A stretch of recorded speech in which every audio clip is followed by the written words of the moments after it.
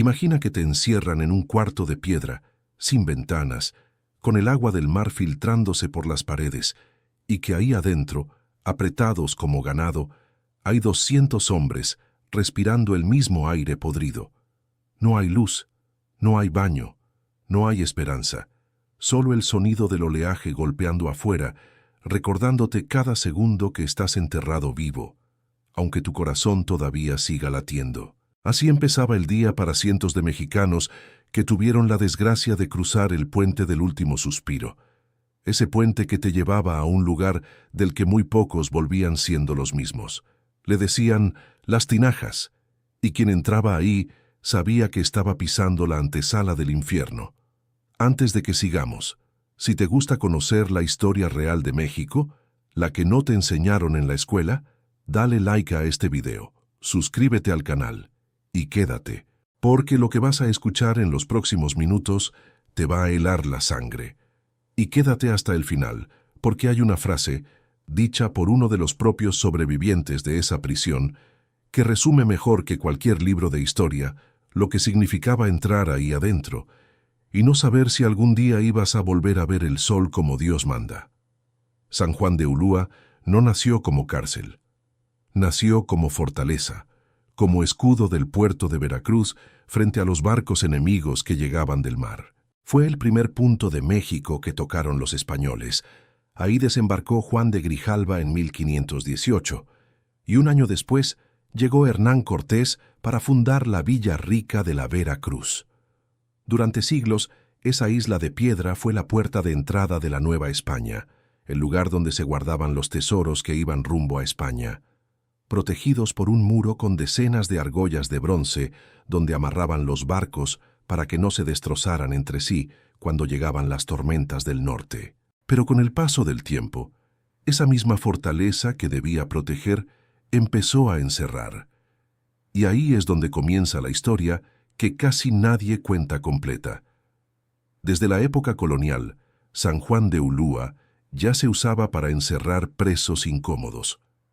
El Santo Oficio de la Inquisición mandó ahí a sacerdotes jesuitas cuando fueron expulsados por orden del rey Carlos III en 1767, y entre ellos estaba nada menos que Francisco Javier Clavijero, el gran historiador veracruzano, obligado a conocer la humedad de esas mazmorras antes de partir al destierro.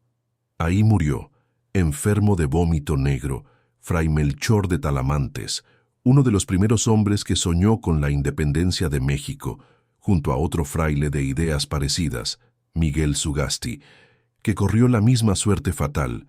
Ahí estuvo preso también el ex virrey José Iturrigaray, acusado de conspirar por la autonomía de la Nueva España, y ahí cayó igualmente el mariscal insurgente José Mariano Abasolo, compañero de armas de Miguel Hidalgo. El escritor y periodista oaxaqueño Carlos María de Bustamante, que se sumó a la causa insurgente en 1812, también conoció esas celdas. Incluso hombres indígenas de Misantla fueron trasladados ahí después de un sangriento conflicto por tierras en pleno 1808, mucho antes de que la independencia siquiera estallara. Como ves, esa fortaleza llevaba generaciones enteras tragándose a quien se atreviera a pensar distinto. Ahí estuvo preso el propio Benito Juárez en 1853, encerrado en las mazmorras húmedas del castillo por órdenes de Santa Anna, incomunicado durante 10 días antes de ser desterrado a Nueva Orleans. El hombre que años después sería presidente de la República conoció primero la humedad y la oscuridad de esas celdas, y si un futuro benemérito de las Américas pasó por ahí, imagínate lo que les esperaba a los que no tenían ni su suerte ni su destino. Curiosamente, décadas más tarde, cuando ya era presidente, Juárez regresó a San Juan de Ulúa, pero esta vez no como prisionero sino como jefe de gobierno que ocupó temporalmente la casa del gobernador dentro de la misma fortaleza que alguna vez lo había tenido encerrado. La vida, a veces, tiene esas vueltas tan extrañas que ni el mejor guionista podría inventarlas. Pero ni siquiera con Juárez en el poder se acabó el presidio. El liberalismo mexicano nunca se atrevió a clausurar esas mazmorras, y fue apenas con la llegada de la dictadura porfirista cuando el lugar alcanzó su peor momento. Pero fue durante el gobierno de Porfirio Díaz cuando San Juan de Ulúa alcanzó la fama más oscura de toda su historia. Durante más de 3 décadas, el hombre que gobernó México con mano de hierro convirtió esa fortaleza en el destino final de todo aquel que se atreviera a levantar la voz contra su régimen.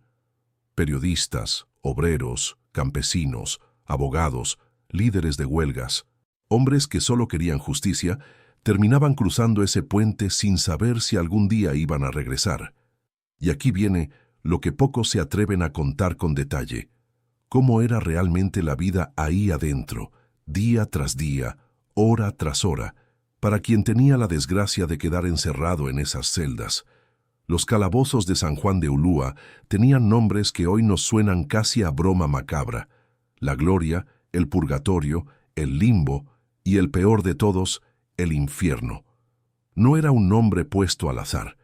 El infierno era una celda enorme, de techo altísimo y muros gruesos como los de una tumba, sin una sola abertura por donde entrara aire fresco. Ahí adentro, el calor se volvía insoportable, un bochorno que se pegaba a la piel y no soltaba ni de noche ni de día. Aunque afuera soplara un norte helado, dentro de esas paredes de piedra, el aire seguía siendo denso, caliente, casi líquido. Y en esa celda, calculada para muchísimas menos personas, llegaban a hacinar hasta 200 hombres al mismo tiempo. 200 hombres, respirando el mismo aire enrarecido, sin espacio para tumbarse, sin agua limpia, sin nada más que la piedra fría bajo los pies y la certeza de que el tiempo ahí adentro no se movía igual que afuera. Y aquí quiero que hagas un ejercicio contigo mismo. Cierra los ojos un segundo, aunque sea mientras sigues escuchando. Imagina que llevas puesta la misma ropa desde hace semanas, empapada de sudor y de agua salada, que ya ni siquiera reconoces tu propio olor, porque se mezcló hace tiempo con el de 200 hombres más encerrados contigo. Imagina que no existe un solo instante de silencio verdadero, porque siempre hay alguien tosiendo, alguien delirando de fiebre, alguien rezando en voz baja pidiendo que amanezca de una vez.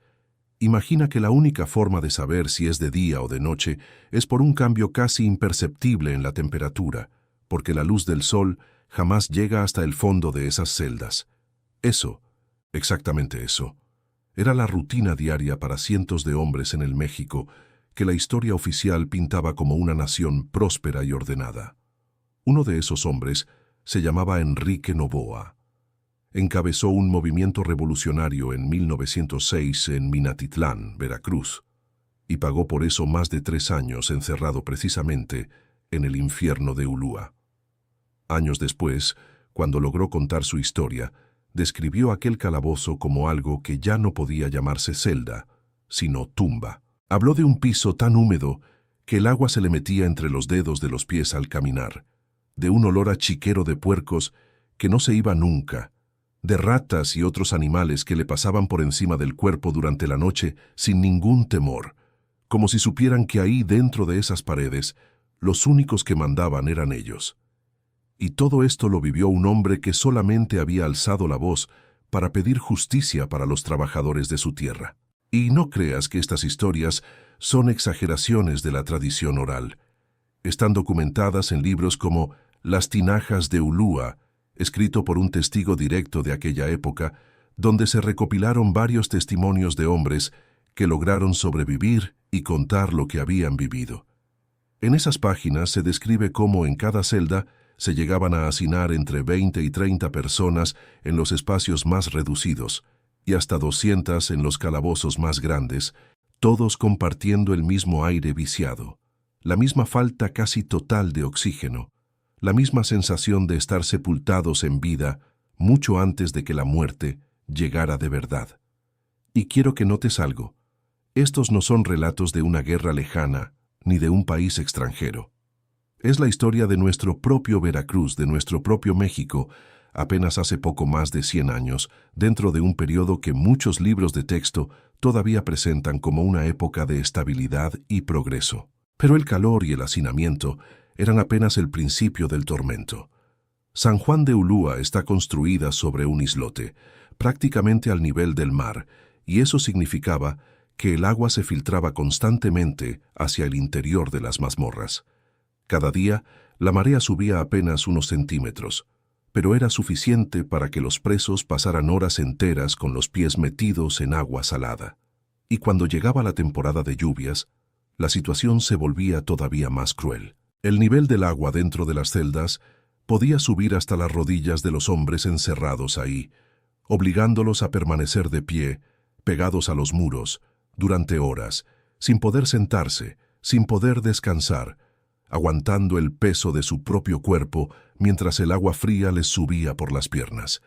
Algunos sobrevivientes contaron que el oleaje llegaba incluso hasta el techo de ciertas celdas y que con el paso de los años se formaron auténticas estalactitas de sal y salitre colgando de la piedra, como si la propia prisión estuviera llorando encima de sus presos. Y aquí es donde la historia se pone todavía más retorcida, porque cuenta la tradición oral que esas mismas estalactitas se usaban como instrumento de tortura. A un preso encadenado se le colocaba justo debajo de una de ellas, y gota tras gota, el agua salitrosa caía siempre en el mismo punto de la cabeza durante horas, durante días, con la intención de que, poco a poco, esa gota constante terminara perforando el cráneo del hombre. Una tortura lenta, silenciosa, que no dejaba testigos gritando, solo un cuerpo rendido gota tras gota, como la peor forma de quebrar a alguien sin siquiera tocarlo con las manos. Ahora bien, si crees que la comida ahí adentro era un respiro, te equivocas por completo. Se ha documentado que buena parte del alimento que llegaba a los presos de Ulúa eran literalmente las sobras de los restaurantes del puerto de Veracruz, servidas en condiciones que ya venían descompuestas antes de llegar a los platos de lata de los reclusos.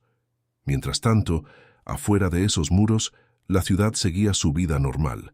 Los barcos entraban y salían, los comerciantes hacían sus negocios, y muy pocos se detenían a pensar en los hombres que a apenas unos metros de distancia sobrevivían comiendo lo que otros habían dejado en el plato. A eso había que sumarle los trabajos forzados bajo el sol del trópico veracruzano, jornadas agotadoras que exprimían hasta la última gota de fuerza de cuerpos ya debilitados por el hambre, la humedad y la falta de sueño. Y no pienses que ahí adentro había alguna especie de orden justo, algún reglamento que protegiera al menos un poco la dignidad de los presos. Los guardias que custodiaban las tinajas de Ulúa eran, en muchos casos, hombres tan curtidos por la crueldad del lugar que habían dejado de ver a los presos como seres humanos hace mucho tiempo. Se sabe que existía toda una economía de sobornos dentro de la prisión. Quien tenía algo de dinero o algún familiar afuera dispuesto a pagar podía conseguir un poco más de comida, una manta seca, incluso un rincón menos húmedo dentro de la misma celda. Pero quien no tenía nada, quien llegaba solo, sin apellido conocido y sin un centavo en el bolsillo, simplemente desaparecía en el fondo de esas mazmorras, convertido en un número más, dentro de un sistema que no llevaba registros demasiado cuidadosos de sus propios prisioneros. Hubo hombres que entraron ahí por delitos menores y que años después seguían encerrados simplemente porque nadie se había vuelto a acordar de revisar su expediente. Y aquí te tengo que hacer una pausa, porque lo que viene ahora es todavía más fuerte que todo lo que te acabo de contar. Porque San Juan de Ulúa no solamente encerraba delincuentes comunes. Durante el Porfiriato, esa prisión se convirtió en el destino preferido del gobierno para desaparecer, en silencio, a cualquiera que se atreviera a cuestionar el poder de don Porfirio Díaz. En 1906, tras el levantamiento obrero en Acayucán, Veracruz, decenas de hombres fueron enviados a las tinajas de Ulúa acusados de sedición. La lista de nombres es larga: Enrique Novoa, Román Marín, Cecilio Morosini, Emilio Rodríguez Palomino, Juan José Ríos y muchos más, obreros y campesinos que se atrevieron a organizarse para exigir mejores condiciones de vida. A muchos de ellos jamás se les informó quiénes eran sus acusadores. Sus abogados defensores eran perseguidos y amenazados hasta que desistían del caso. Y cuando los presos reclamaban, cuando exigían un juicio justo, simplemente eran ignorados, porque en el fondo, mucha gente sabía que buena parte de esos hombres no habían participado en ninguna revuelta real y que su encierro respondía más a viejas rencillas personales o a ajustes de cuentas políticos que a delitos verdaderos. Todavía en octubre de 1907 llegaron 35 prisioneros, más procedentes de Acayucan, a esas pavorosas tinajas, como si la maquinaria de represión no tuviera fin. Y no fueron los únicos. Los hermanos Flores Magón, cuyas ideas encendieron buena parte de la chispa, que después se convertiría en la Revolución Mexicana, también conocieron el peso de la represión porfirista relacionada con este tipo de prisiones políticas.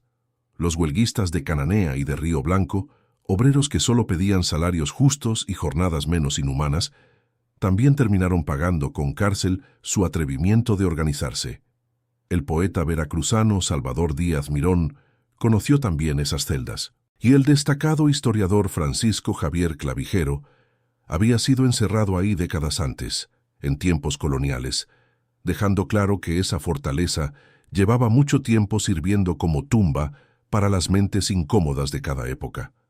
Pero si hay un nombre que el pueblo mexicano jamás olvidó, ese es el de Jesús Arriaga, mejor conocido como Chucho el Roto, un bandido con estilo, elegante, que robaba a los ricos y muchas veces repartía entre los pobres, como una especie de Robin Hood veracruzano. Fue detenido en 1885 y enviado a San Juan de Ulúa, y ahí se tejió una de las leyendas más fascinantes de toda la historia de la prisión.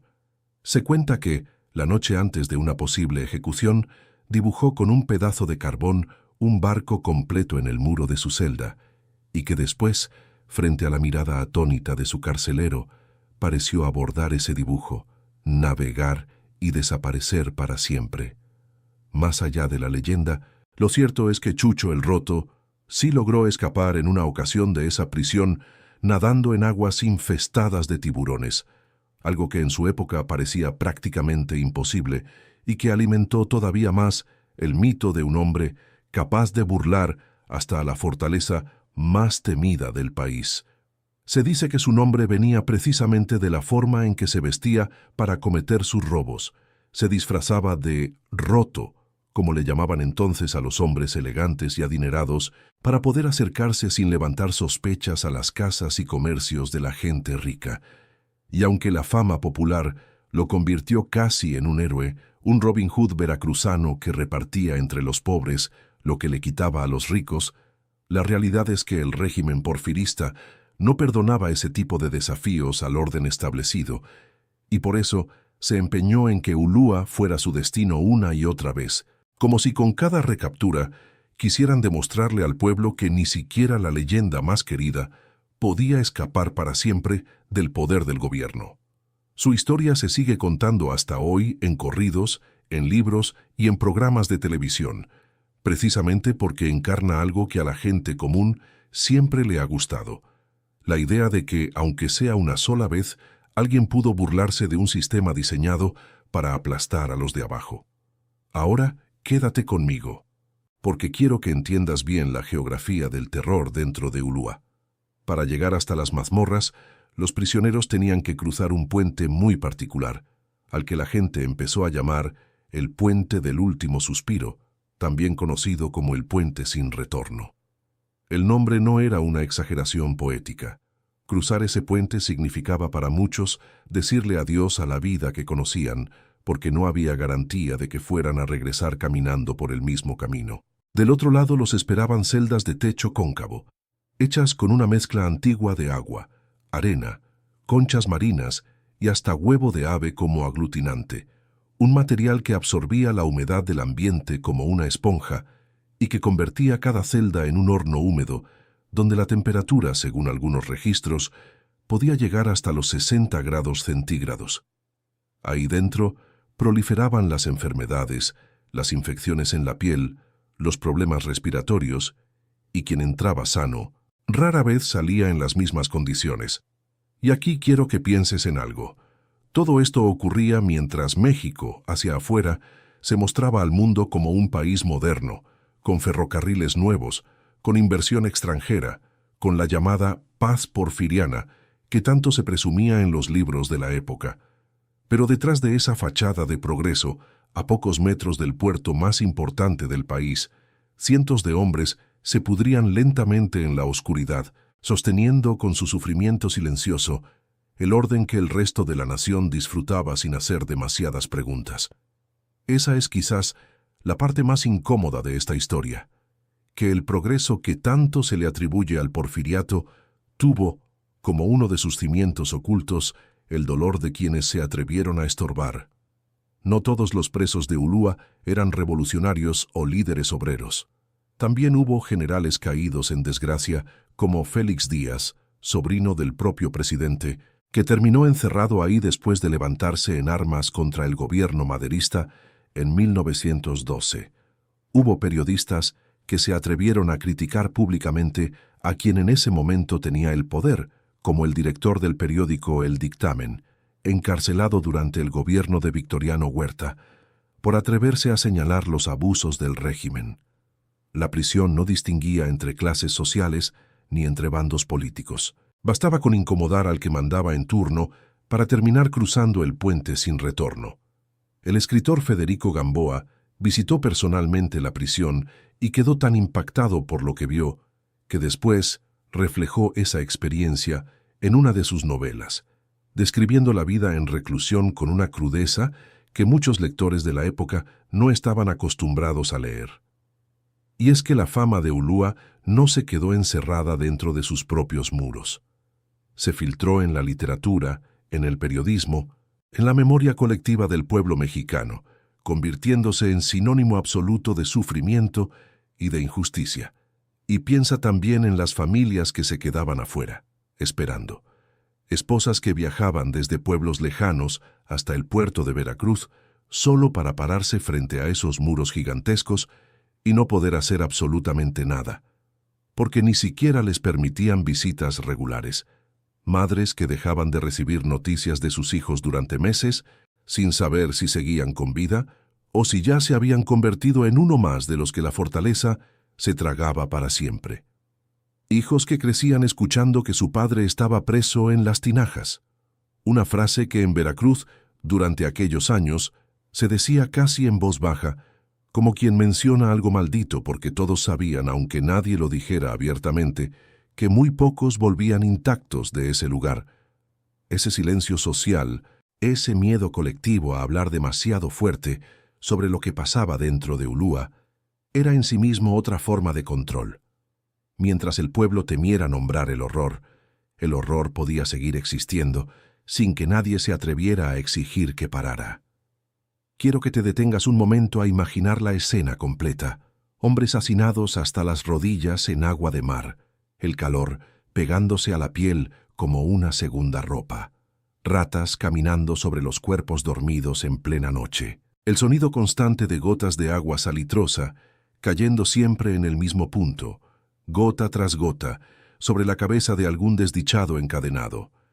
El hambre apretando el estómago con sobras que ya venían podridas desde la cocina de algún restaurante del puerto.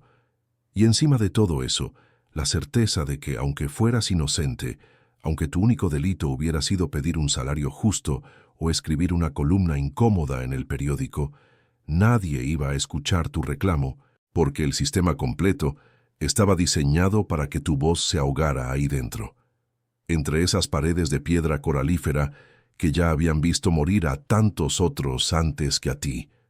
Y hay todavía otro nombre que merece mencionarse, porque muestra que ni siquiera la caída de Porfirio Díaz significó el final de este horror. Cuando Francisco I. Madero llegó al poder tras la revolución, muchos presos y sus familias esperaban que por fin se hiciera justicia y se revisaran los expedientes de quienes llevaban años encerrados sin sentencia clara. Se intentaron acuerdos para liberar a varios de ellos, pero en la práctica, buena parte de esos trámites nunca se concretaron del todo, y algunos hombres siguieron esperando su libertad mientras el país entero se sacudía con nuevas batallas. Después, durante el gobierno de Victoriano Huerta, la prisión volvió a llenarse de opositores políticos, como si el edificio mismo estuviera maldito, para repetir, gobierno tras gobierno, el mismo patrón de represión contra quien se atreviera a estorbar. Es casi como si esas paredes de piedra coralífera hubieran aprendido a alimentarse del miedo de cada nueva generación de mexicanos que se atrevía a soñar con algo distinto. Esta prisión funcionó bajo este régimen de terror durante más de 150 años, atravesando la época de la Inquisición, los primeros gobiernos del México independiente y finalmente la larga dictadura porfirista. Fue apenas hasta 1915, en plena Revolución Mexicana, cuando Venustiano Carranza, ya como primer jefe del ejército constitucionalista, tomó una decisión que muchos veracruzanos llevaban generaciones esperando. Ordenó la supresión definitiva del presidio instalado en la fortaleza. Firmó incluso un decreto para que, durante los siguientes 100 años, ningún gobierno pudiera volver a utilizar San Juan de Ulúa como cárcel, y como si el destino quisiera cerrar ese capítulo con un gesto casi poético, 2 años después, en 1917, fue precisamente ahí, entre esos mismos muros que habían sido testigos de tanto dolor, donde se redactó la nueva Constitución de México, el documento que buscaba garantizar para las siguientes generaciones los derechos que tantos presos de Ulúa jamás tuvieron oportunidad de disfrutar. Hay algo más que vale la pena mencionar antes de cerrar esta historia.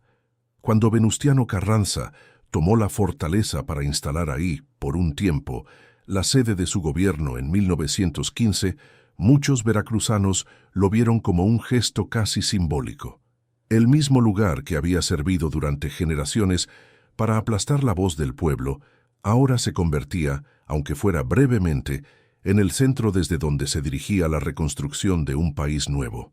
Poco después llegaría incluso una ocupación estadounidense de varios meses, y más tarde, la fortaleza pasaría a manos de la Armada de México, que instaló ahí talleres y un arsenal nacional, dejando atrás para siempre su función como cárcel. No fue sino hasta 1961 cuando, por decreto presidencial, San Juan de Ulúa quedó bajo el resguardo del Instituto Nacional de Antropología e Historia, la misma institución que hoy se encarga de preservar su memoria, para que las nuevas generaciones puedan conocerla, no como un lugar de miedo, sino como un recordatorio de lo que nunca debe repetirse. Hoy, si visitas el fuerte de San Juan de Ulúa en Veracruz, encontrarás un museo tranquilo, cuidado por el Instituto Nacional de Antropología e Historia, con piezas prehispánicas que hablan de miles de años de historia en el Golfo de México. Los turistas caminan por esos mismos pasillos, donde antes se escuchaban gritos ahogados, toman fotografías junto al muro de las argollas, cruzan sin saberlo el mismo puente del último suspiro que tantos hombres cruzaron sin saber si volverían. El silencio que hoy se respira ahí es completamente distinto al silencio que se vivía hace más de 100 años, aquel silencio pesado, húmedo, cargado de miedo, que solo se rompía por el goteo constante del agua salitrosa cayendo sobre alguna cabeza encadenada en la oscuridad. Piensa en esto también. Muchos de esos hombres que sufrieron en Ulúa no pedían nada extraordinario. No buscaban derrocar gobiernos por ambición personal, ni querían riquezas que no les pertenecían. La mayoría solo pedía lo básico, lo que cualquier trabajador mexicano de hoy también pediría: un salario justo por su trabajo, condiciones dignas para su familia, el derecho a opinar sin que eso significara terminar encadenado en un calabozo húmedo. Y aún así, el precio que pagaron por atreverse a pedirlo fue altísimo. Muchos jamás volvieron a ver a sus hijos crecer. Otros salieron de ahí con la salud destrozada para siempre, con los pulmones dañados por la humedad constante, con el cuerpo marcado por enfermedades que en esa época no tenían cura fácil.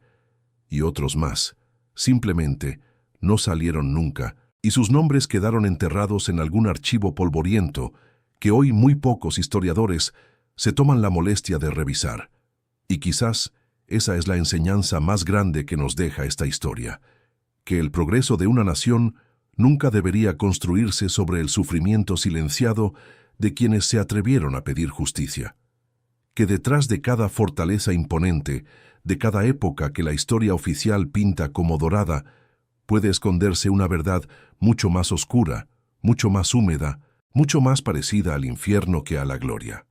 San Juan de Ulúa dejó de ser prisión hace más de un siglo, pero su historia sigue ahí, agazapada entre la piedra coralífera, recordándonos que la libertad que hoy damos por sentada alguna vez fue un lujo que muchos mexicanos pagaron con años enteros de su vida, encerrados entre el agua, el calor y el olvido.